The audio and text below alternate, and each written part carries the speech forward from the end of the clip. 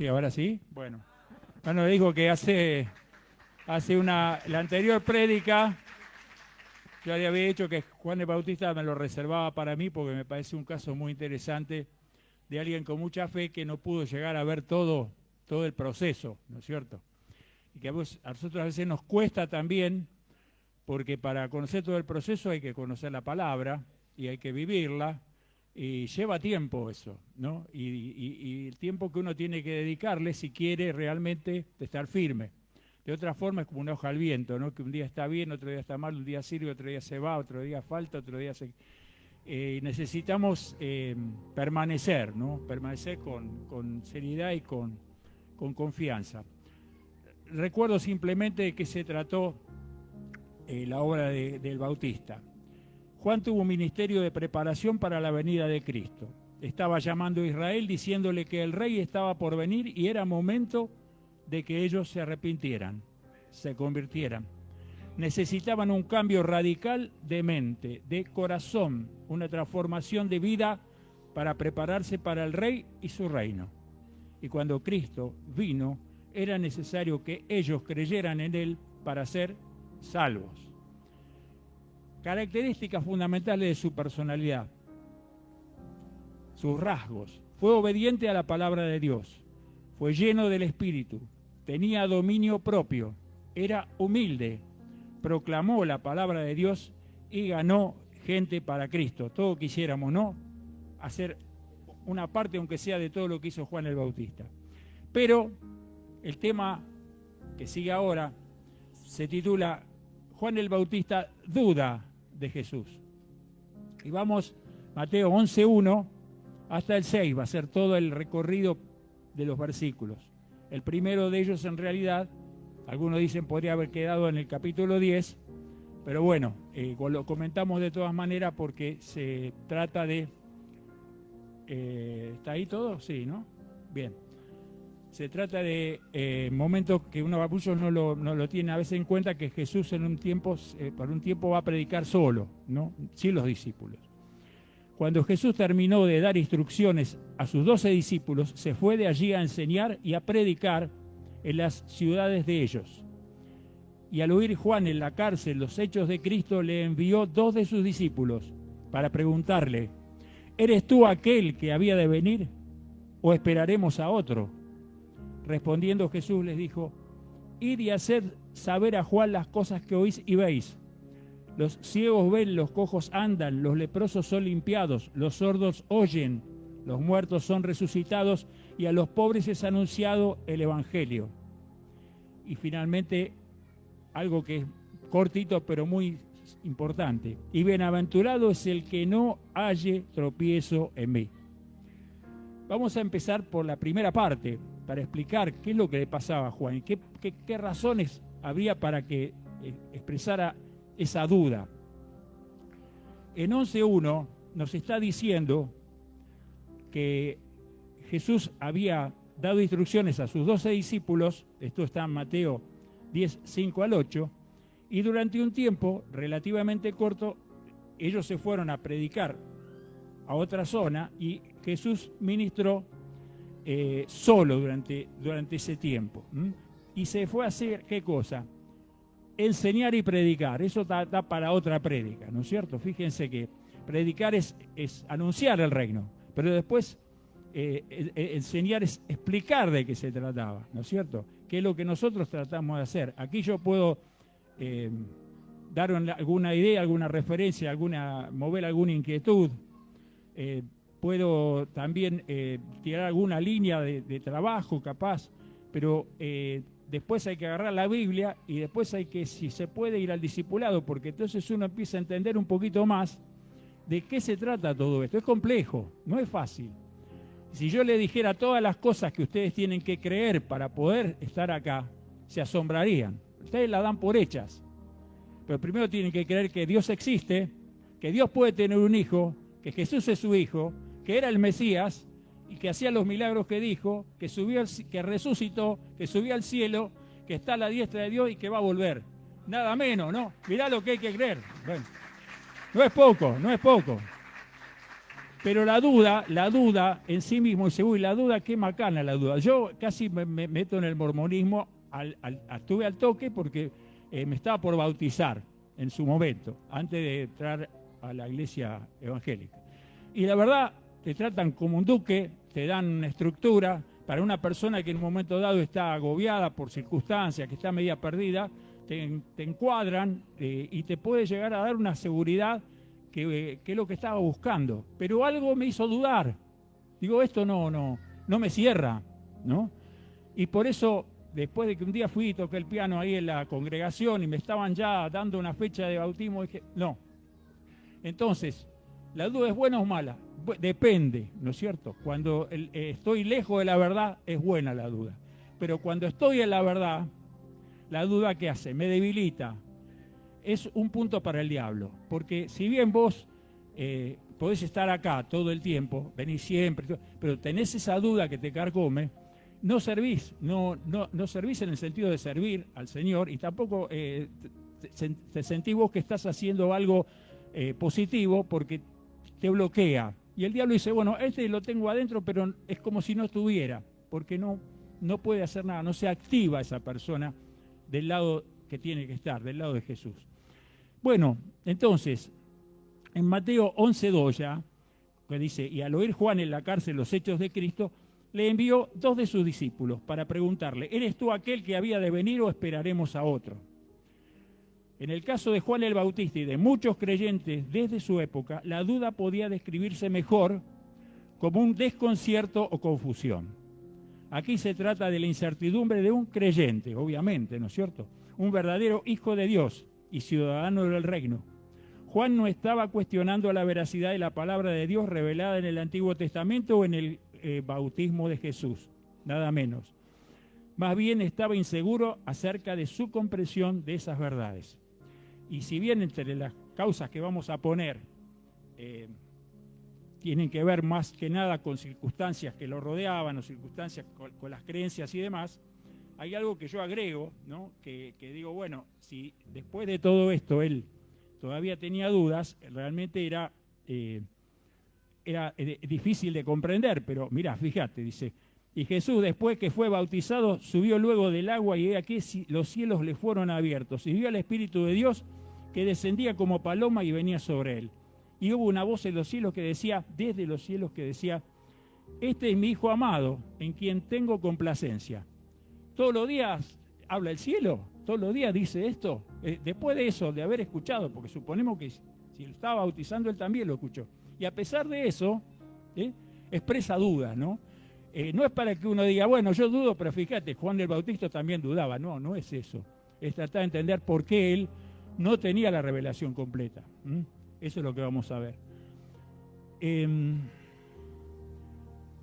Aquí se trata de la incertidumbre de un creyente, ¿no es cierto? Entonces, prácticamente todas las referencias del Evangelio a la duda pertenecen a creyentes que, ya lo dije la otra vez, más que a incrédulos. El que duda es el que cree porque está ahí en el tema. El que no le importa nada, no duda en el sentido de que no está presente en las cosas de Dios. Y el tipo de cuestionamiento que Juan el Bautista sintió con relación a la identidad de Jesús solamente puede ocurrir en la vida de un creyente, ¿no? Es decir, uno tiene que saber de qué se trataba el Mesías, tiene que conocer lo que se anunciaba en el Antiguo Testamento, tiene que ver después los pasos de Jesús, la relación con los religiosos de la época y decidir, como decidieron los judíos, que él no era el Mesías. Los judíos decidieron que él no era el Mesías. Y nosotros creemos que él era, aunque para nosotros es más que el Mesías, es el Salvador, ¿no es cierto? El que nos da ese paso, ese pasaporte al cielo. En ese tiempo de transición, antes de la revelación escrita del Nuevo Testamento, o sea, no se había escrito, por supuesto, había muchas cosas que parecían poco claras y que necesitaban explicación y confirmación.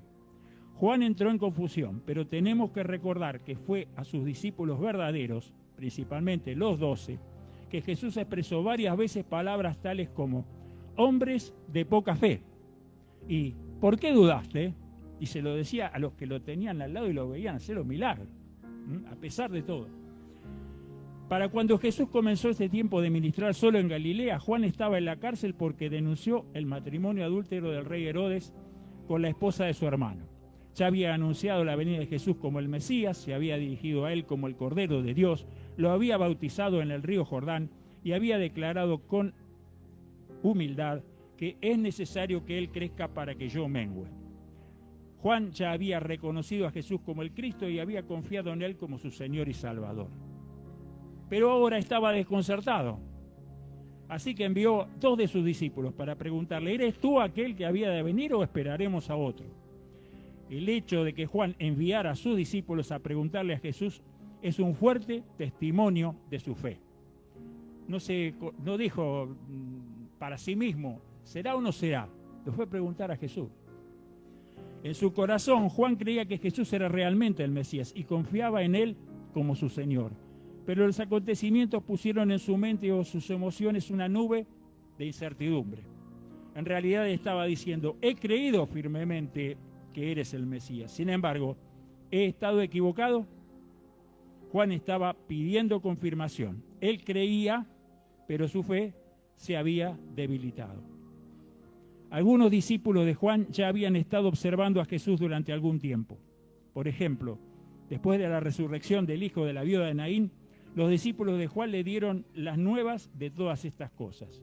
Es obvio que ellos tenían algún tipo de comunicación con Jesús mientras Juan se hallaba en la cárcel.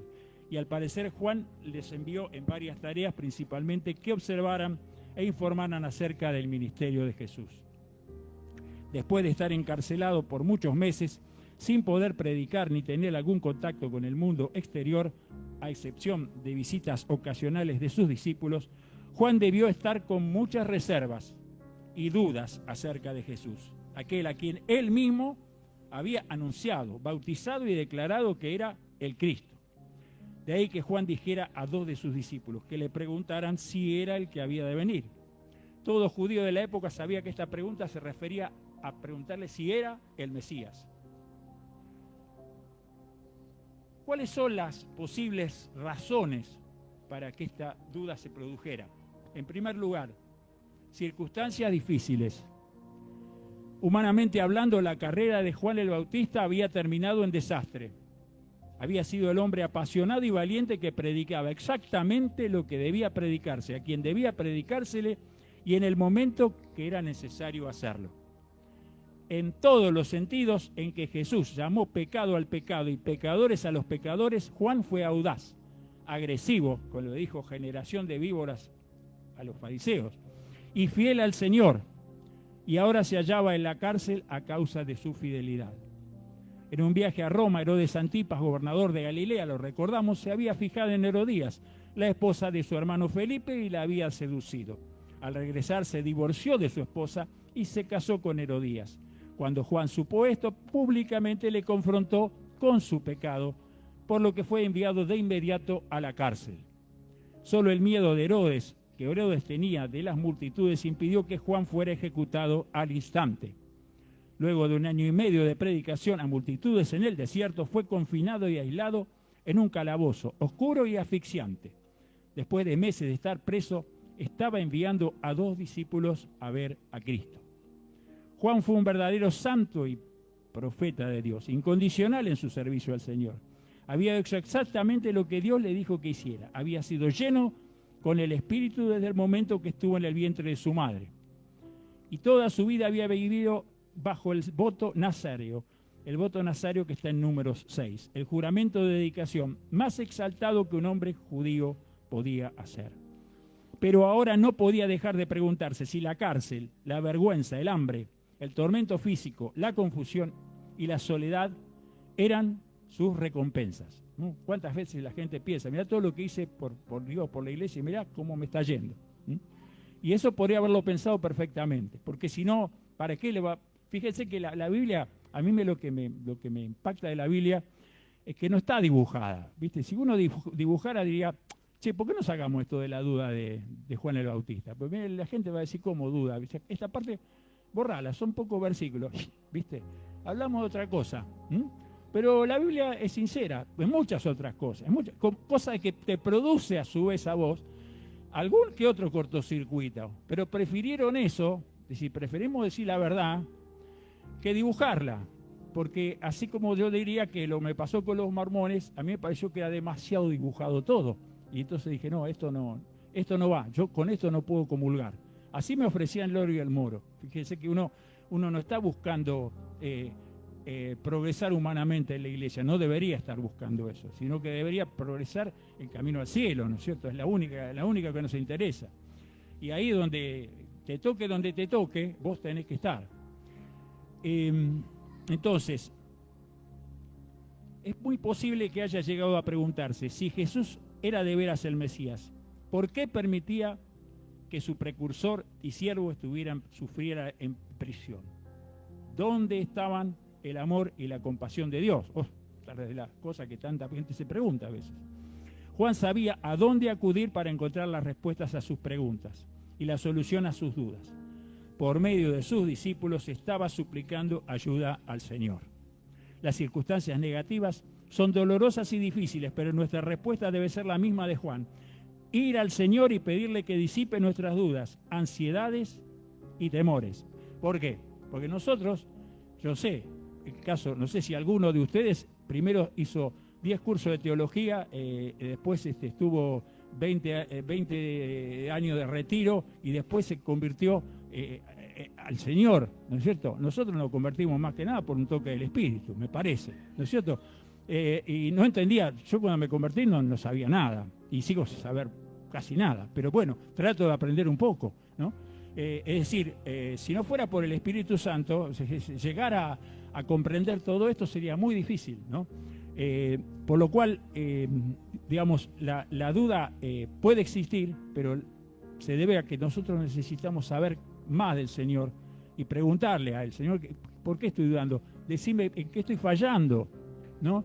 No confrontarlo, porque lo confrontás, está bien, Jesús te deja, te dice, bueno, anda, seguí tu camino.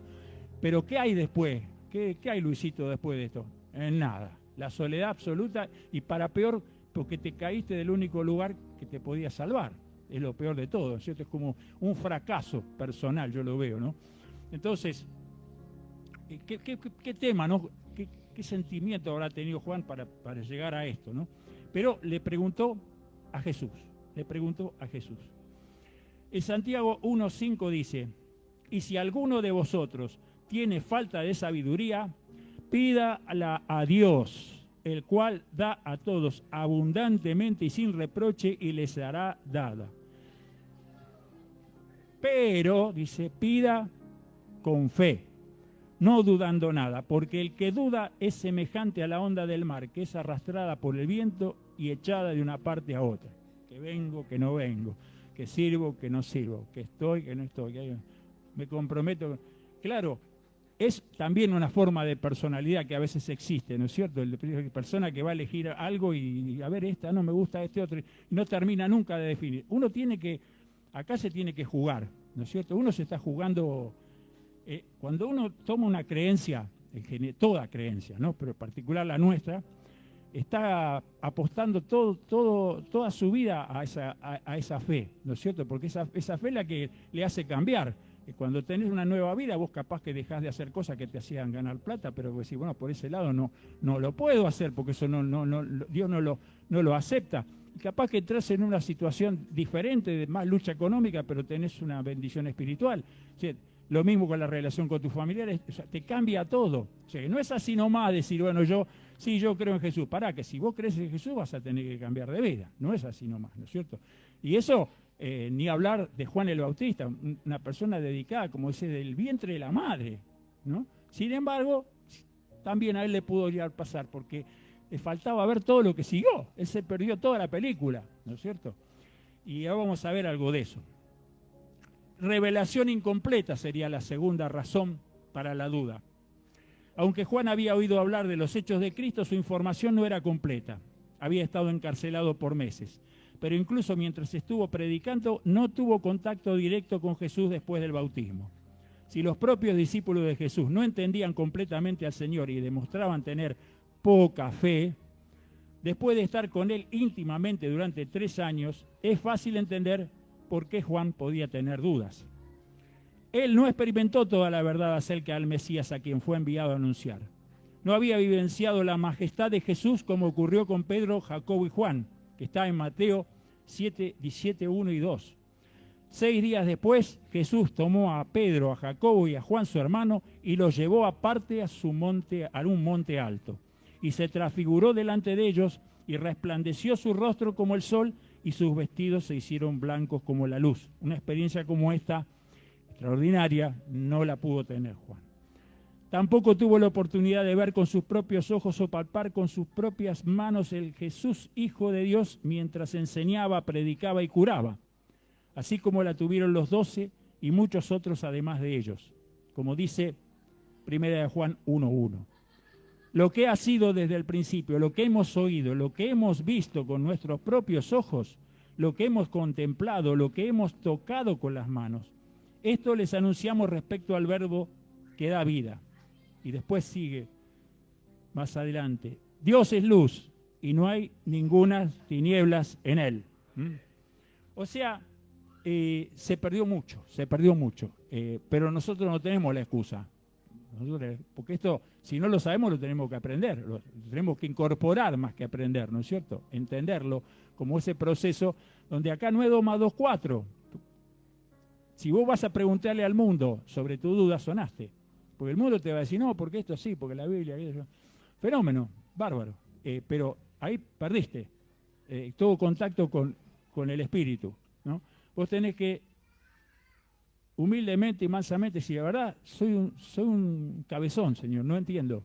Pero enséñame, mostrame, llévame a abrir la Biblia a algún lugar donde me encuentre con el rescate de la verdad, ¿no? Porque yo sé que si no, te preguntaría, porque yo estoy cerca tuyo, porque yo creo en vos y te sigo a vos y quiero ser como vos. Si no, te estaría preguntando, Señor, vamos. Así, hablando íntimamente con Él, Él te va a escuchar y te va a responder. Ay. Influencia del mundo. Es la tercera razón. Lo que Jesús estaba predicando y haciendo no cuadraba con lo que la mayoría de judíos creían que iba a ser el Mesías. Y Juan podía haber estado de acuerdo con esos conceptos erróneos. Se esperaba que antes que nada liberara a Israel de su esclavitud representada en aquella época por Roma.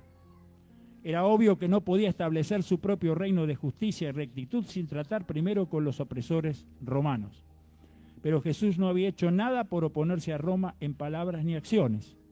El pueblo judío también creía que el Mesías iba a eliminar todo sufrimiento, enfermedades, aflicciones, hambre y dolor. Sin embargo, por maravillosos y extensos que los milagros de Jesús eran, no habían desterrado por completo esos males. Quizás también concibieran una sociedad de bienestar en la cual todas sus necesidades materiales estarían satisfechas. Y eso explicaría por qué, cuando Jesús alimentó a la multitud, estos estuvieron listos para coronarlo al instante como rey. En Juan 6:14 dice, aquellos hombres entonces viendo la señal que Jesús había hecho, dijeron, este verdaderamente es el profeta que había de venir al mundo. Pero entendiendo Jesús que iban a venir para apoderarse de él y hacerle rey, volvió a retirarse al monte él solo. Luego cuando le encontraron y le preguntaron, ¿dónde estabas? Respondió Jesús y les dijo, de cierto os digo, que me buscáis no porque habéis visto las señales, sino porque comisteis el pan y os saciasteis. Toda una cantidad de cosas que explican también por qué Jesús fue crucificado, por esa desviación del entendimiento que tenían ellos respecto al rol del Mesías. Juan sabía que Jesús rechazó que lo hicieran rey y que no había hecho nada por cambiar ya fueran los sistemas políticos y militares paganos y brutales de Roma o el sistema religioso mundano y corrupto de Israel. El pecado, la injusticia y la corrupción política y religiosa eran la norma y el mundo era esencialmente el mismo que había sido durante miles de años. Pues no cambió nada, excepto por unas pocas vidas limpiadas y cuerpos curados. Ningún reino visible estaba a la vista, ni podían verse cambios radicales. Esa es la visión que podía tener Juan, ¿no es cierto?, desde su ministerio que fue cortado abruptamente por la prisión y su reclusión en un lugar donde vos estás solo, en malas condiciones y te arroban los pensamientos todo el tiempo, te dan vuelta en la cabeza, imagínate. Un error común acerca del Mesías era que su venida estaría precedida por la venida de otros hombres. Mateo 16:13. Jesús preguntó a sus discípulos diciendo, ¿quién dice los hombres que es el Hijo del Hombre? Ellos dijeron, uno Juan el Bautista, otros Elías y otros Jeremías o alguno de los profetas. Es posible que Juan creyera que Jesús tal vez no fuera el Mesías, sino solo uno de los precursores, como él mismo lo fue. Los propios discípulos tenían algunas dudas de esas ideas falsas con relación al Mesías. Continuamente batallaban con dudas acerca de Jesús porque no se ajustaba a las ideas preconcebidas que tenían. Incluso después de la resurrección aún esperaban que el Señor estableciera su reino terrenal. Le preguntaron, Señor, ¿restaurarás el reino a Israel en este tiempo? Lo que dice en Hechos 1:6. Es decir, ni siquiera los discípulos que vieron todo, vieron prácticamente todo, sí, vieron todo, entendían claramente de qué se trataba. Pues llevó tiempo este proceso. Si por él, Jesús estuvo solo en la cruz, el único que estuvo fue Juan y las mujeres, y realmente si hubiera sido algo, muchos dijeron, ¿por qué no nos zafás de esto? No queremos perderte, en fin. No había comprensión. Entonces le llevó tiempo a la humanidad de entender lo que había venido a hacer Jesús. A la teología le costó entenderlo, hasta que se abrió un poquito, se hizo la luz de todo esto. No es fácil, pero que no sea fácil quiere decir que no lo intentemos. Nosotros tenemos una ayuda. Primero, por todo lo que los hombres de Dios han trabajado sobre la palabra para llevarnos, a mostrarnos que hay una estructura que nos lleva el camino a la salvación, ¿no es cierto? Desde el aprendizaje de la palabra, la regeneración, ¿verdad? Luego la justificación, bueno, el ser hechos adoptados hijos de Dios, en fin, y la perseverancia de los santos, bueno, todas esas cosas que en realidad no están escritas en la Biblia directamente, pero que sí, de alguna forma, gracias a la revelación posterior que tuvo Pablo, se fueron aclarando, porque solamente con los evangelios no sería fácil, ¿no es cierto? Pero en eso estamos todos. Si nosotros creemos que la verdad, tenemos que seguir trabajando para consolidarla y hacerla clara, sin mentir, porque el tema es que, por tanto, como decía Einstein, cuando la entendés muy fácil la teoría de la relatividad, no es la relatividad, porque es difícil. La relatividad es difícil. Si te la hacen demasiado fácil, sí, ya la entendí de primera. No, pero no era entonces lo que te explicaron bien. Esto de primera no se entiende, lo cual requiere un carácter especial para el cristiano, ¿no es cierto? Un carácter consecuente, firme, de voluntad y de ponerse las pilas para decir, yo te quiero conocer a full, Señor. Quiero saber cómo sos, qué es lo que querés de mí y cómo puedo hacer el mejor camino para llegar al cielo y aprovecharlo acá, porque no se trata de decir a último momento, a los 87 años, decir, sí, Señor, perdón por todo, bueno, gracias, me salvé, bueno, pero ¿qué hiciste acá? Nada. Está bien, podés estar con un 4 menos, pasaste arriba, bárbaro, pero acá nos mandó a hacer muchas cosas el Señor, y eso es lo que había hecho Juan el Bautista, él lo tenía claro eso, era el heraldo del rey, ¿no es cierto? Y así todo pobre estaba, digo pobre porque a veces me compadezco de su figura, ¿no es cierto?, de lo que habrá padecido en todo sentido, y estaba confundido. En varias ocasiones Jesús les habló a sus discípulos de la naturaleza de su misión, pero las ideas absorbidas del mundo que los rodeaba les distorsionó el entendimiento. Lo que Jesús dijo a Felipe poco antes de la crucifixión se aplicaba a todos los discípulos. En Juan 14:6, Jesús le dijo a Felipe, yo soy el camino y la verdad y la vida. Nadie viene al Padre sino por mí. Si me conocierais, también a mi Padre conoceríais. Y desde ahora lo conocéis y le habéis visto. Felipe le dijo, Señor, muéstranos el Padre y nos basta, nada menos. Jesús le dijo, tanto tiempo hace que estoy con vosotros y no me has conocido, Felipe. El que me ha visto a mí ha visto al Padre. ¿Cómo pues dices, muéstranos el Padre. Así que hasta último momento todavía no lo tenían claro, ¿no es cierto? Nosotros, yo creo que tenemos que estar contentos, alegres y felices de tener mucha más claridad de comprensión y revelación posterior que se fue dando, que nos hace más allanado el camino. No digo fácil, porque fácil nunca va a ser, pero allanado, ¿no? Facilitado. Requiere también mucho de nuestra parte también, ¿no es cierto? Si nosotros quedamos quietos, no hacemos nada, no leemos nada, no, ¿viste? Estamos muertos en el ministerio. Está claro más o menos lo que voy diciendo, ¿no? Bueno, incluso después que Pedro confesó en Mateo 16, tú eres el Cristo, el Hijo de Dios viviente, Pedro no pudo aceptar la verdad de que el Cristo tendría que morir, aunque oyó esa verdad de los propios labios del Maestro. Mateo 16:21. Desde entonces comenzó Jesús a declarar a sus discípulos que le era necesario ir a Jerusalén y padecer mucho de los ancianos, de los principales sacerdotes y de los escribas, y ser muerto, y resucitar al tercer día. Le cayó como una piedra esto. Entonces Pedro, tomando la parte, comenzó a reconvenirle diciendo, Señor, ten compasión de ti. En ninguna manera esto te acontezca.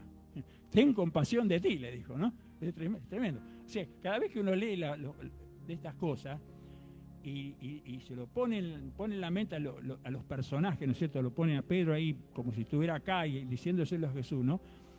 Fue un drama todo, fue algo dramático, ¿no es cierto? Que típicamente donde se afectaron las emociones, donde se afectaron los proyectos, las expectativas, y para los discípulos fue un masazo, pero tuvieron que reponerse. ¿Y cuándo vino de alguna manera la resurrección de esa fe? En el aposento alto, ¿no es cierto? Ahí nace la iglesia, porque cuando le dejó el Espíritu, vino el Espíritu y dijo, muchachos, ahora estoy yo acá, soy Jesús de alguna manera como Espíritu para seguirlo ministrando. Si no, sería imposible. Y a nosotros nos pasó lo mismo, ¿no?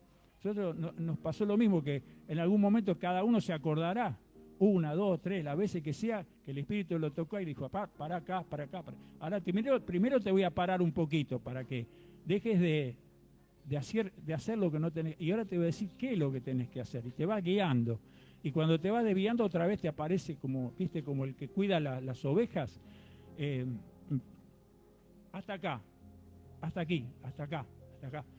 Te va guiando. Y yo lo siento así, por lo menos. Y me imagino que muchos lo sienten así. Que es algo que no se puede explicar, ¿no? Es muy difícil explicarlo a otro. Pero deseamos que le pase. Y una vez que le pasa, se identifica rápidamente porque es una experiencia. Ya ahora te entiendo. Por lo que me pasó a mí, se parece a lo que vos, a su manera, a mi manera, lo que te pasó a vos. Y eso es lo que nos une todo en la hermandad de la congregación, ¿no? Somos todos tocados por el Espíritu en distintos momentos, distintas circunstancias, pero todos llenos del Espíritu en lo posible y dándole la libertad para actuar sobre nosotros, abriéndole la puerta sobre todo, ¿no es cierto? Ay. Es un tema que me pareció denso, no lo di la vez pasada porque es el Día del Amigo, entonces lo cambié el sábado a la tarde, le digo a Graciela, no quiero, esto no quiero hablar el Día del Amigo, voy a hablar, amigos de Jesús, y hice la prédica porque, viste, me pareció que era un poco denso para ese día, porque requiere entender muchas cosas que incluso tenían de parte no solo de Juan, del Bautista y de los creyentes de todas las épocas, ¿no? Que los hay y muchos, y yo me incluyo porque he tenido muchas dudas, ¿no? Pero cuando hago la prédica, le digo al Señor, guíame para que la prédica sea de edificación para la iglesia. Vos cuando predicás, vos tenés que edificar la fe, no tenés que debilitar la fe. No estamos en una situación como para poder debatir, bueno, uno puede debatir, pero la prédica tiene que ser una exaltación de los valores que Jesús nos dejó, ¿no es cierto? En todo sentido. Entonces, los discípulos en el camino de Emaús también estaban confundidos por la misma razón. Todos ellos habían sido víctimas de lo que las personas a su alrededor creían que el Mesías sería y haría.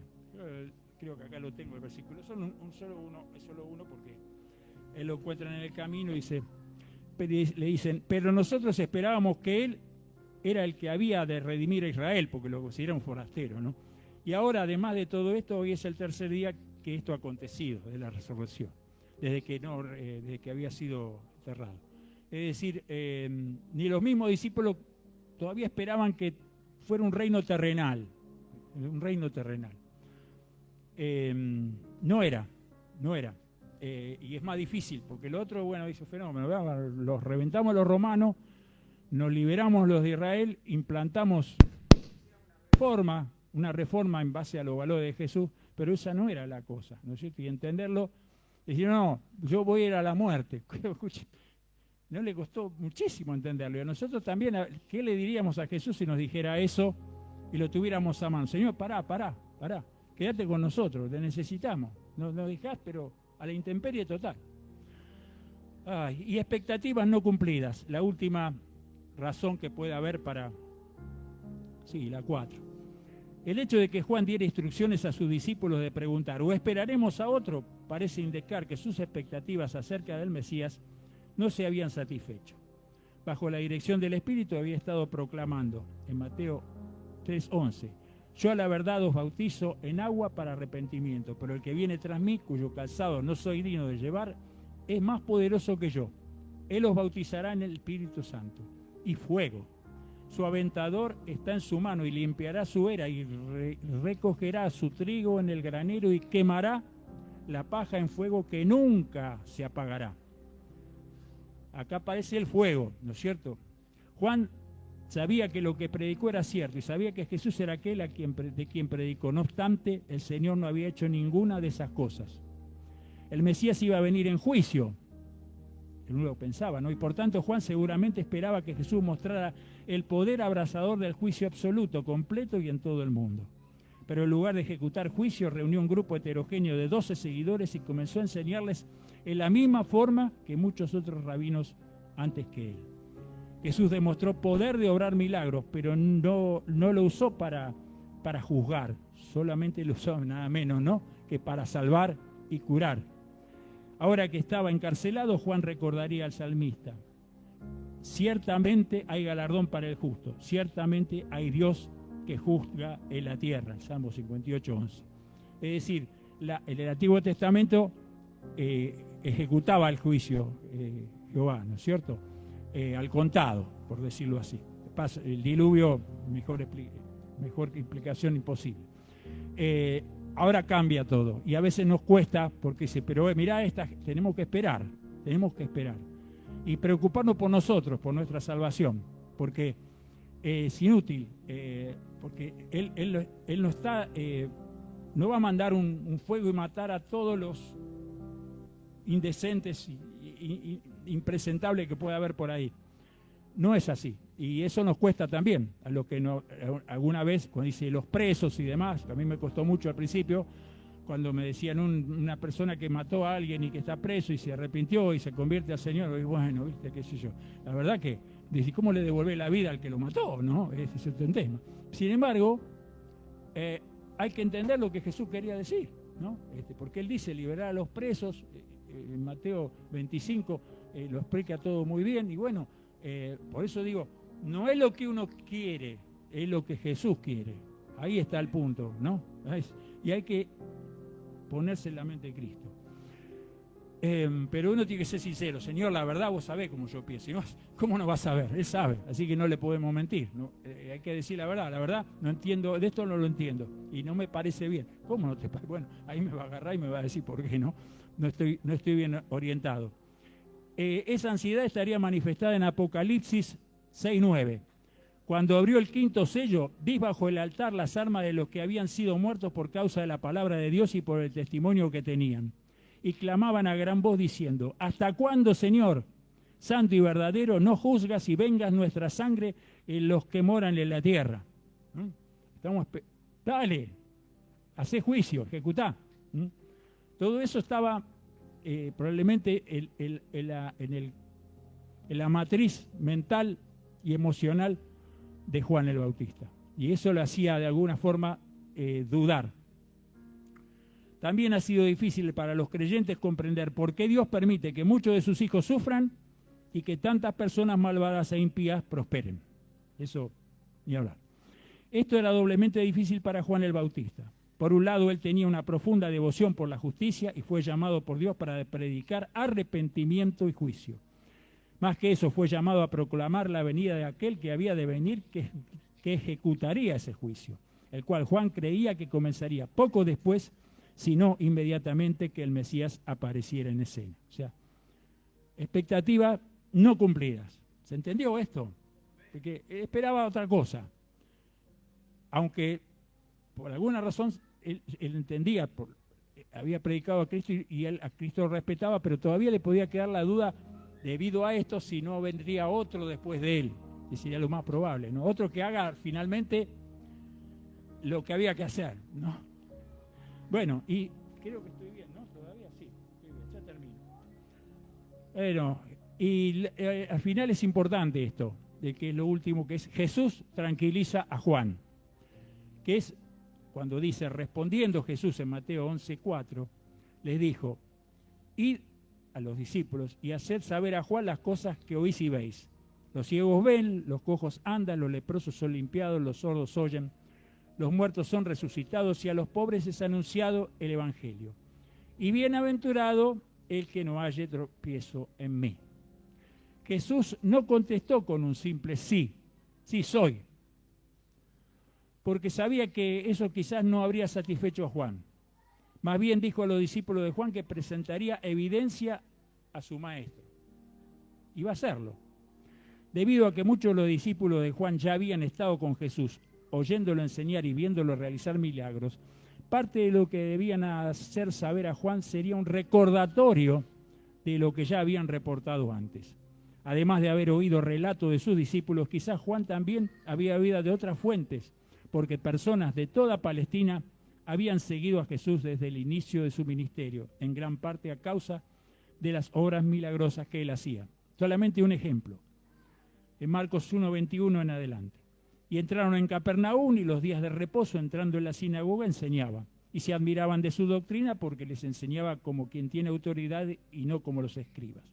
Pero había en la sinagoga de ellos un hombre con espíritu inmundo que dio voces diciendo, «Ah, ¿qué tienes con nosotros, Jesús Nazareno? ¿Has venido para destruirnos? Sé quién eres, el Santo de Dios». Pero Jesús le respondió diciendo, «Cállate y sal de él». Y el espíritu inmundo, sacudiéndole con violencia y clamando a gran voz, salió de él. Y todos se asombraron, de tal manera que discutían entre sí diciendo, ¿qué es esto? ¿Qué nueva doctrina es esta que con autoridad manda aún a los espíritus inmundos y le obedecen? Y muy pronto se difundió su fama por toda la provincia alrededor de Galilea. Y así hay otros, ¿no es cierto? La resurrección de la hija de Jairo y la sanación de la lepra, pero no viene al caso. Pero sí que lo que quiere decir es que ya los discípulos de Juan, el Bautista, conocían de esto. Pero Jesús dice, bueno, ahora le voy a hacer algo en vivo y en directo. Le voy a hacer una demostración de milagro. Un picadito de milagro. Y así fue. Tremendo, ¿no? Mientras Juan, su amado y fiel precursor, languidecía en la cárcel enfrentando una muerte inminente, Jesús decidió darle una evidencia directa y personal, una demostración de sus milagros. En Lucas 7:20 dice, cuando pues los hombres vinieron a él, dijeron, esto repite lo otro, ¿no? Juan el Bautista nos ha enviado a ti para preguntarte, ¿eres tú el que había de venir o esperaremos a otro? En esa misma hora, Jesús sanó a muchos de enfermedades y plagas y de espíritus malos y a muchos ciegos les dio vista. Así, miren, acá tienen, para que no se recuesten en sus recuerdos, acá lo tienen directamente. Vayan y díganle a Juan, para que se quede tranquilo, por la consideración que Juan le tenía. Porque recuérdense que el pecado imperdonable es cuando los fariseos niegan que fuera el Hijo de Dios. Es lo que se llama el pecado imperdonable, creo que es así, ¿no es cierto? En donde si no hubiera sido otro, preguntarle eso a Jesús, hubiera estado difícil. Pero él lo conocía a Juan y le tiene mucha estima. Y después más adelante, en esta sección, él habla muchas cosas positivas de Juan. Pero se lo matiza, para decir, bueno, no te pases, quédate tranquilo, este es el lugar que tenés que estar, ¿no? No persistas en la duda, porque no te va a hacer bien, y menos a Jesús le haría bien por el amor que tenía por Juan, ¿no? Entonces, aunque Jesús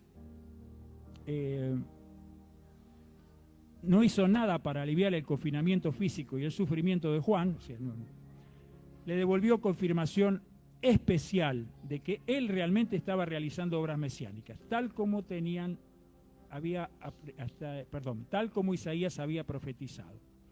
Las circunstancias de Juan no mejoraron y pronto sería decapitado, que si hay algo bravo es la decapitación. Yo lo he visto, yo tenía un documental del ISIS que lo habían hecho ellos, y después lo borré. La verdad era terrible, porque mostraban toda clase de ejecuciones que hacían los de ISIS.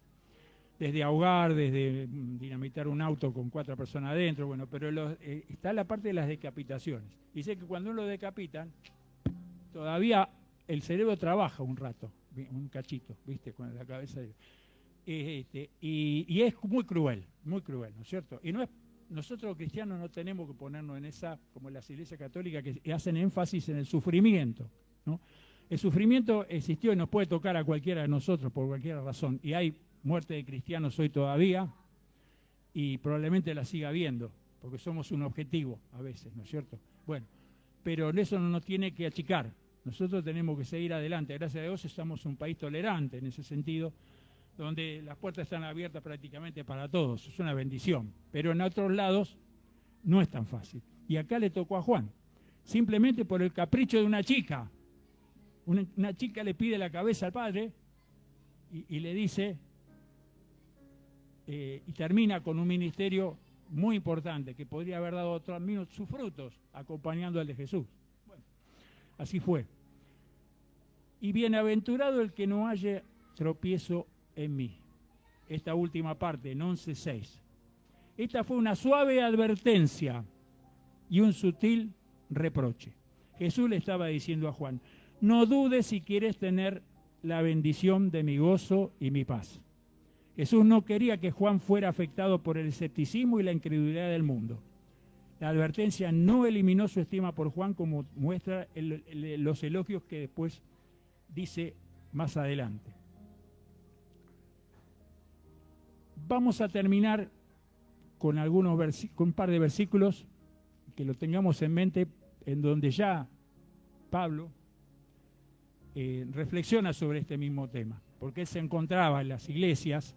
Hoy estamos hablando justamente de eso, ¿no? La autoridad que tenía que tener para poder reprender a los excesos y desviaciones que había en las iglesias. Única forma de que esto no se hubiera descuajeringado del todo y no estaríamos acá, si no fuera por eso. Segunda Timoteo 2:13. Si fuéramos fieles, Él permanece fiel. Él no puede negarse a sí mismo. Aunque dudemos de Él, Dios es fiel con nosotros. Otra vez, aunque dudemos de Él, Dios es fiel con nosotros. La duda no hace que perdamos nuestra relación con el Señor. Eso lo digo yo, ¿no? Porque Dios no puede negar sus propias promesas de proteger a quienes ha salvado. Y debido a la fidelidad de Dios podemos ir a Él, aunque tengamos dudas respecto a Él. Solamente al ir a Jesús, como hizo Juan, nuestras dudas pueden ser aliviadas. Ir a Jesús. En Romanos 8:35, finalmente dice, ¿quién nos separará del amor de Cristo? Tribulación o angustia, o persecución, o hambre, o desnudez, o peligro, o espada. En todas estas cosas somos más que vencedores por medio de aquel que nos amó. Ni la muerte, ni la vida, ni ángeles, ni principados, ni potestades, ni lo presente, ni lo porvenir, ni lo alto, ni lo profundo, ni ninguna otra cosa creada nos podrá separar del amor de Dios, que es en Cristo Jesús, Señor nuestro. Y vamos a terminar con una frase.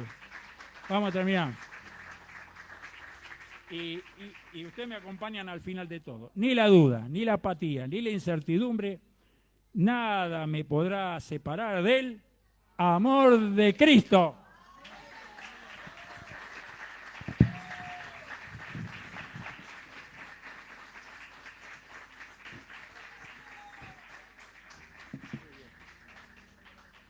Bien, ¿eh?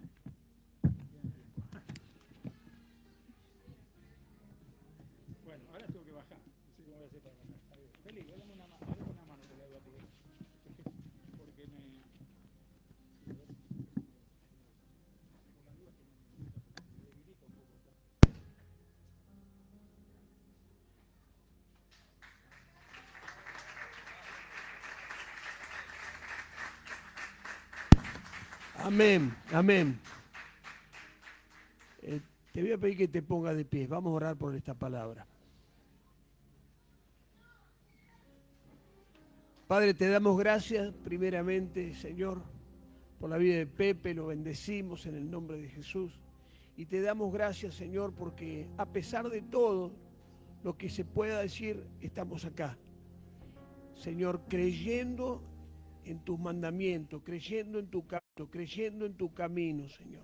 Sabiendo que nos llamaste en algún momento de nuestras vidas para que nuestra vida pueda ser transformada, pueda ser cambiada y pueda ser un canto de alegría para muchos que necesitan de Cristo. Padre, bendecimos esta palabra y la tomamos en nuestro corazón. En el nombre de Jesús, Señor. Ahora todo lo que es, Señor, duda, todo lo que es intransigencia, en el nombre de Jesús lo echamos fuera. Lo echamos fuera de nuestras vidas. En Él no hay duda. En Él no hay nada que pueda hacernos correr del camino. Amén. Gloria a Dios. Si estamos determinados a servir a Cristo, en el nombre de Jesús, acá estamos. Amén. Parados para luchar la buena batalla. En el nombre de Jesús, amén. Amén. Dale un aplauso a Dios, esperame un minutito. Ahora, mientras los chicos cantan una canción, vamos a tomar la Santa Cena. Pero dice la palabra que tenemos que ponernos a cuenta. Ponernos a cuenta qué es lo que no agradó a Jesús. Si Él nos llamó, si nosotros estamos en su presencia y si estamos acá para bendecirlo y estamos seguros de lo que Él hizo con nuestra vida, nosotros tenemos que hacer un examen a nuestras vidas. Y aquí, como dijo Jessica hoy, entendiendo que estoy guardando mi corazón, que estoy caminando por los pasos rectos, que nada ni nadie me puede hacer confundir. Amén. De la línea trazada por Jesucristo a nuestras vidas cuando nos llamó. Amén. Así que vamos a tomarnos este tiempo. Mientras la mesa la ponemos aquí, vamos a tomarnos este tiempo para que podamos analizar y pedir perdón por las cosas que no les agradó a Jesús. Y te digo una cosa, aceptá el perdón. No puedo, yo, ¿por qué? No. Pedís perdón, aceptás el perdón y seguí adelante. Amén. Y seguí adelante. Gloria a Dios. En una nueva criatura. Amén. Vamos a ponernos de acuerdo con el Señor, los hermanos nos van a cantar y a ministrar. Amén. Confía mi corazón. Bruno. En ti reposa mi alma. Martín. Mi ser Félix. descansa en ti. Yo puedo ser feliz en ti. En ti confía mi corazón. En ti reposa mi alma. Mi ser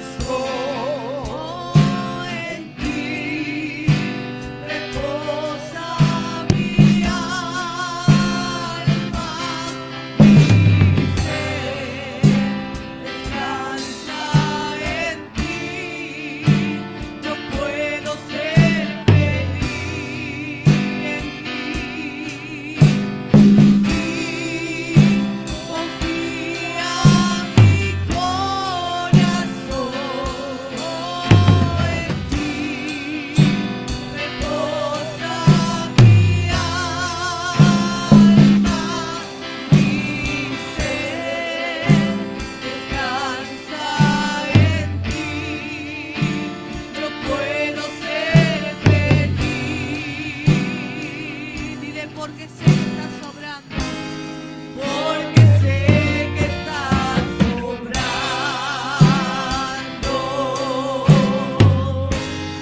Tu perfecta voluntad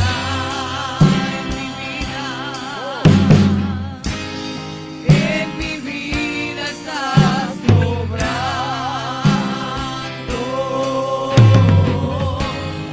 Tu perfecta voluntad.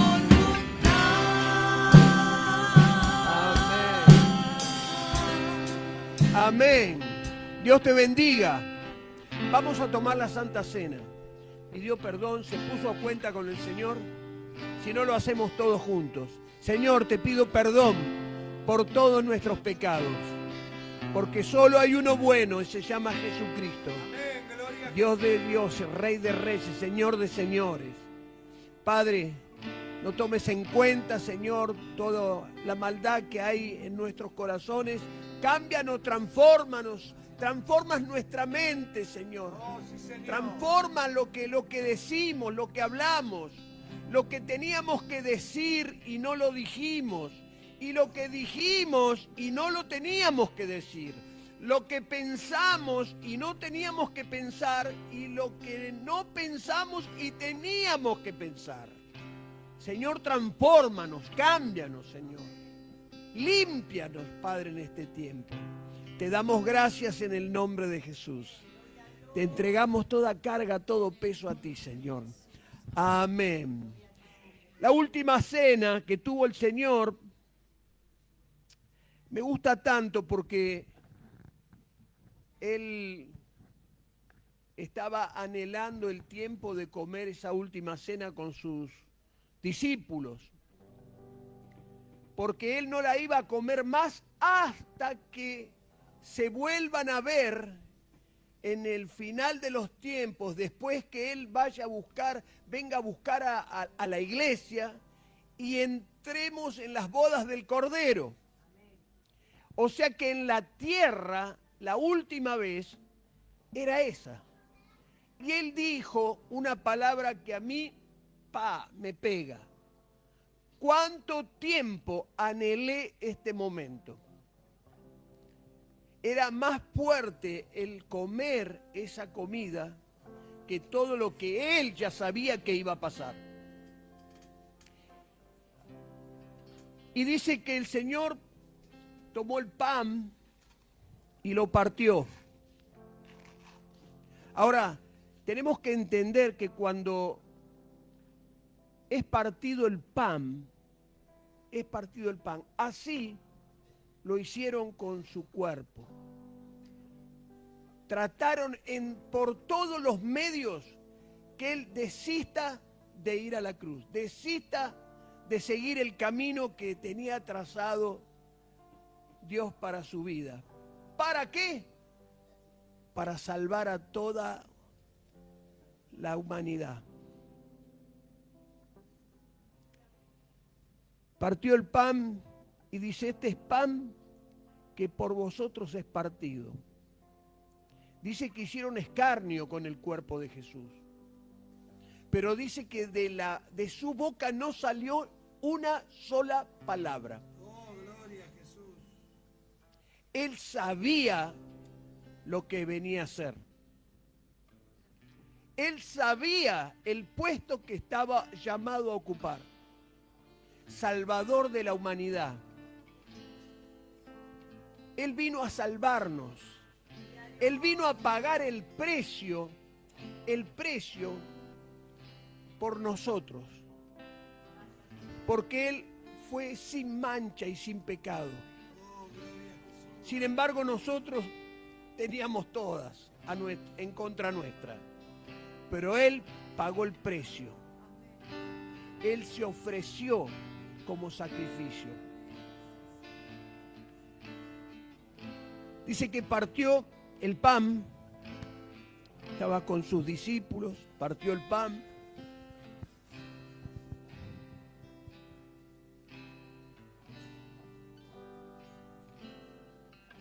Le dice: así es partido mi cuerpo. Escarnio. ¿Sabes lo que es la palabra escarnio? sin piedad, con látigos que en la punta tenía huesos, que cuando pegaba el látigo arrancaba al salir carne. No fue así nomás. A veces nosotros tenemos cositas en nuestros corazones fáciles de decir, ¿por qué pienso así? ¿Por qué me muevo de esta manera? ¿Por qué miento? ¿Por qué traiciono?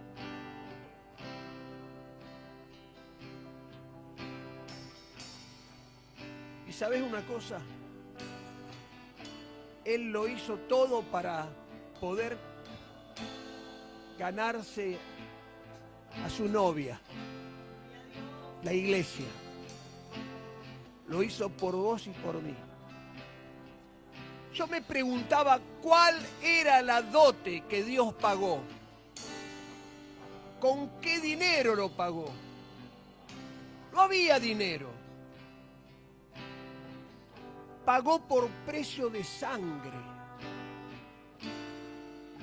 La sangre de Jesucristo. Somos comprados por una dote pagada por precio de sangre. La sangre de Jesús, que es rociada sobre nosotros para darnos salvación. Amén. Por eso es importante que no tomemos este tiempo en vano, ni lo que estamos haciendo como una cosa normal, común. No lo naturalicemos, como se dice ahora. Porque Jesús sigue muriendo todos los días por aquellos que todavía no han entendido el plan. Amén. Partió el pan y dio gracias. Copastor. Oh Señor, gracias. Gracias por este momento, Señor. Gracias por esta oportunidad que tenemos de compartir este pan que representa tu cuerpo. Lo bendecimos, Señor. Y quiero bendecir la vida de cada uno de mis hermanos. Que este pan que vamos a compartir nos dé entendimiento, nos dé un renuevo. Que cuando volvamos a nuestras casas no volvamos como hemos venido aquí a tu casa, sino, Señor, que podemos volver renovados y fortalecidos, Señor, por tu palabra, por este acto de la Santa Cena, Señor, también. Gracias te damos por todo lo que has hecho y lo que estás haciendo en cada uno de nosotros. En el nombre de Jesús. Amén. Chicos, venga. Pongan aquí y allá. ¿Dónde está? Hermano, venga, usted también, venga, venga.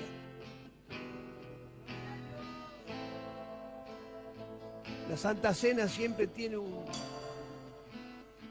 nuevo nacimiento para nuestras vidas. Venga. De la misma manera dice que tomó la copa y dio gracias. Yo le voy a pedir al pastor Raúl, para que no tengamos dudas que queden ahí flotando y podamos preguntarle. Él es el pastor que a las 10 de la mañana está dando el discipulado. Un discipulado ameno, un discipulado sencillo, donde se trabaja profundamente y se pasa un buen momento. No es un discipulado donde usted venga y va a venir y va a decir, ahora, ¿qué voy a hacer? No, venga, porque ahí podemos sacarnos todas las dudas. Y yo bendigo el nombre de Jesús. Lo bendigo. Y le pido que por favor esté orando por la copa.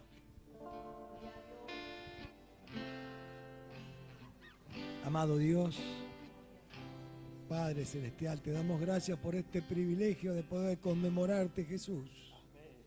Ese fue tu pedido y nosotros lo hacemos de todo corazón. Señor, Nos hemos arrepentido de nuestras faltas, de nuestros errores, de nuestras deficiencias.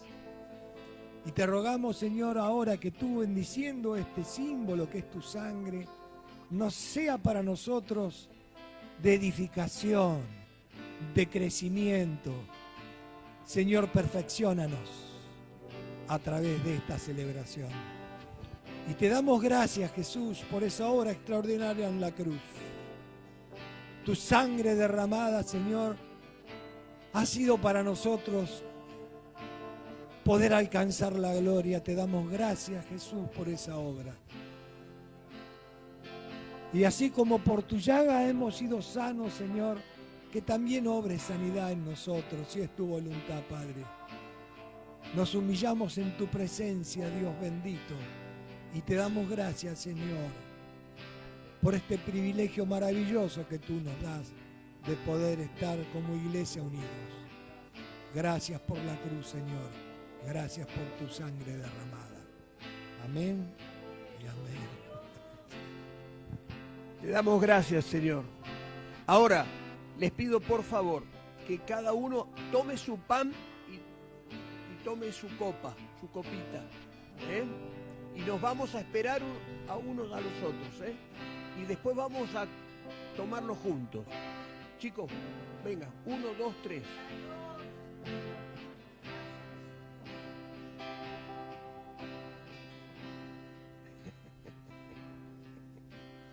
En la cruz encuentro todo.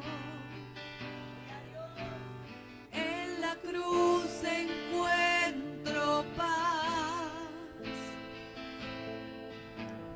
En la cruz tú has vencido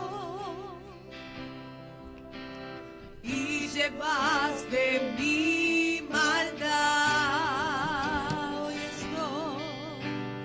Hoy estoy agradecido.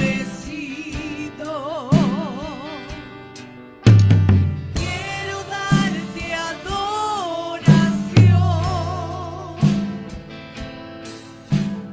Oh Jesús, tú me has lavado y me has amado sin condición. Oh mi Dios, esa cruz me ha dado vida. Esa cruz me dio el perdón, me dio a Jesús, dueño de mi corazón. Oh mi Dios, esa cruz me ha dado vida. Esa cruz me dio el perdón, me dio a Jesús, dueño de mi corazón.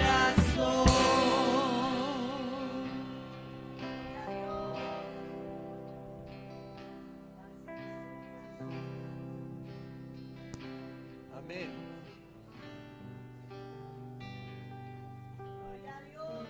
Aleluya. Piense que estamos en esa mesa con Jesús. Estamos en esa mesa con Jesús. Vamos a comer la Santa Cena en el cielo. Empezamos a practicarlo con alegría, con gozo, porque hemos permanecido, y el que permanece, ese es el que arrebata el reino. Oh, gloria a Dios. Amén.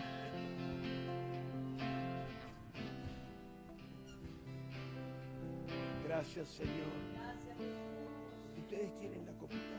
No.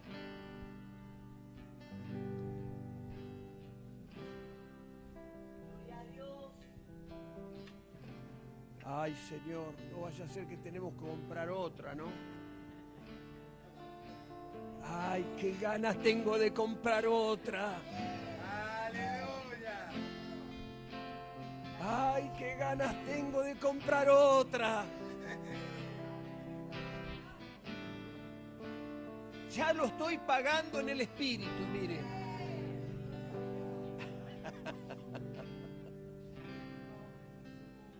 ¿A quién más le falta? Eso. Yo traigo.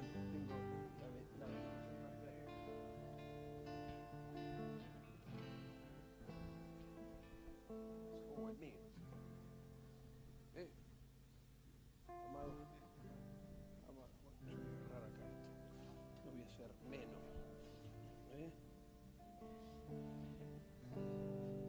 ¿Tiene su pan? Le damos gracias a Dios por el sacrificio que hizo, que no le pertenecía, pero lo hizo por nosotros. Aleluya. Vamos a declarar que en sus llagas todas nuestras dolencias, nuestros malos pensamientos, Oh, gloria a Dios. en sus llagas toda raíz de amargura, toda falta de perdón, Oh, gloria a Dios. Sí, Señor, ayúdanos. toda enfermedad, Oh, gloria a Dios. en sus llagas, Él se lo lleva. En el nombre de Jesús compartimos. Amén.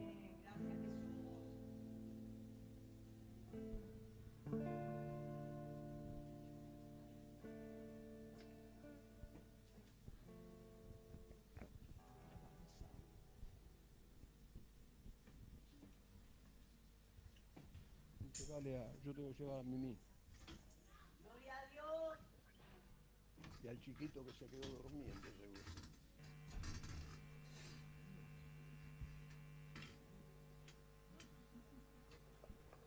Amado hermano. Amén. Amén. ¿Tiene su copa?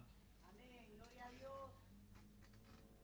Levante su copa porque quiero bendecirlo. Gloria a Dios.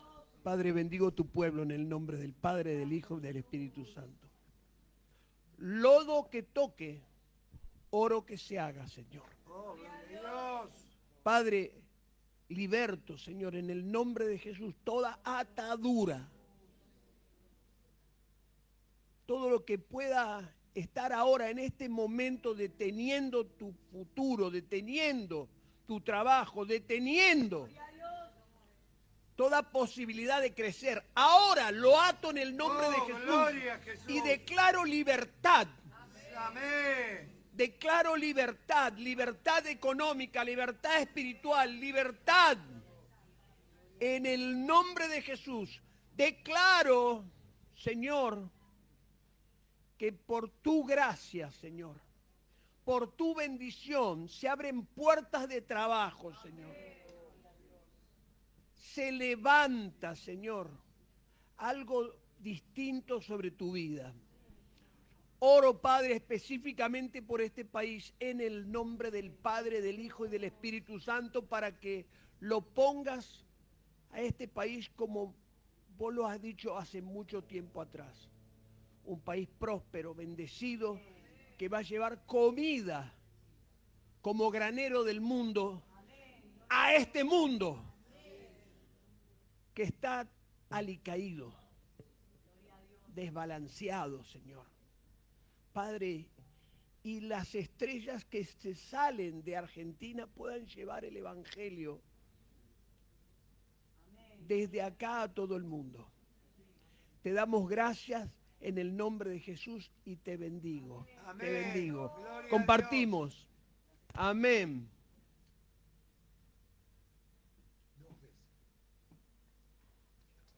Gracias, Señor. Gracias, Señor. Los bendecimos. Si alguien tiene que llevar pan para casa, para compartir, llévelo. Si no entienden, usted dele de comer y bendígalo. Amén. Dele de comer el pan y bendígalo. Hasta Señor. que se abra la mente de aquellos que están necesitando. Y vamos a disfrutar esta última canción.